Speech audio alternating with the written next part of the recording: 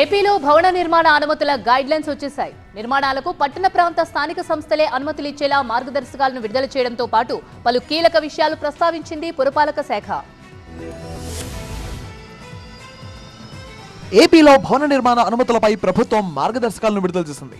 రాష్ట్ర వ్యాప్తంగా అన్ని పట్టణ ప్రాంత స్థానిక సంస్థలే ఇక నుంచి అనుమతులు ఇచ్చేలా మార్గదర్శకాలు ఇచ్చింది. సిఆర్డీఏ మినహా అన్ని చోట్ల అనుమతుల జారీ అధికారం అర్బన్ డెవలప్మెంట్ అథారిటీల పరిధి నుంచి పట్టణ ప్రాంత స్థానిక సంస్థలకు బదిలీ చేస్తున్నట్టు తెలిపింది. 300 చదరపు మీటర్లు మించకుండా ఉన్న ప్రాంతంలో నిర్మాణాలను స్వయంగా యజమానులే ప్లాన్ ధృవీకరించి దరఖాస్తు చేసేలా చట్టంలో మార్పులు చేశారు. స్వయంగా యజమానులు లేదా ఆర్కిటెక్ట్, ఇంజనీర్లు, టౌన్ ప్లానర్లు కూడా దరఖాస్తు చేసే అవకాశం కల్పిస్తూ మార్గదర్శకాలు విడుదల చేసింది.